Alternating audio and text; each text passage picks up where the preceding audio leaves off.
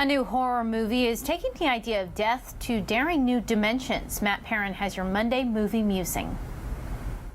Welcome to another Monday. It was a slower weekend for the box office, but the movie that took the #1 spot performed well above expectations. I have to get it out of the way. It is October, so we are probably going to do a few horror films this month. Even though I wouldn't necessarily classify today's film as horror, it definitely has some horror aspects. Let's call it horror-ish.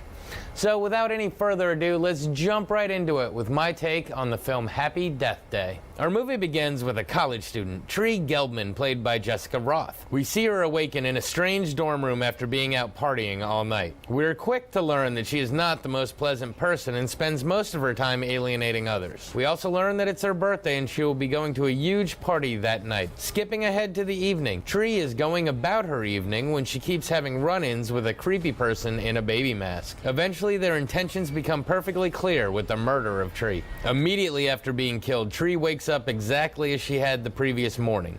She continues to go about her day completely confused until once again that evening, the same killer appears to complete the deed once again, and once again she awakens in the same scenario as before. Obviously a little distraught, she attempts to reach out to others for help, which of course sounds crazy to them. And at the culmination of every evening, she continues to meet her demise. Finally, she's able to convince Carter, the gentleman whose dorm room she wakes up in every day, to believe her, and they devise a suspect list that she begins to whittle down as she lives her death day over and over. Eventually, Tree realizes her opportunities are running out because even though she wakes up every day, her body is beginning to show signs of the trauma she has experienced in her previous deaths. She begins to truly take stock of everything and realizes that she's been living her life in an unflattering way. We as the audience wait to see if she can figure out the puzzle before her dying becomes a permanent condition. All the while making our own predictions and waiting to see if we are actually right. So, what to say about this one? Well, first there was Groundhog Day, which was really good.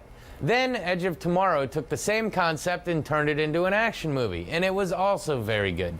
Now Happy Death Day takes the same concept and applies it to the horror genre. And you know what? It's pretty good from an entertainment standpoint. I'm not saying that it's a really intelligent horror film, but the same aspects that make Groundhog Day and Edge of Tomorrow fun to watch are in this one too. The scenes where she's doing detective work on different suspects only to be able to cross them off by getting murdered by someone else are really well done and add a sense of lightheartedness and laughter to what's supposed to be a horror film. The reason I said it wasn't really an intelligent horror movie is that I think if you pay attention, the ending is pretty easily figured out.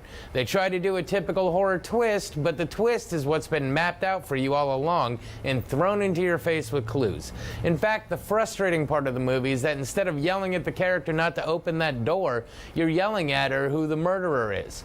But with that being said, it is a fun time and not a bad movie to take in during this spooky time of year. This has been your Monday Movie Musing. Back to you. All right, thanks, Matt. Tyler has another look at your 7-day forecast. Plus, one baby panda hits us hard enough on the cuteness scale.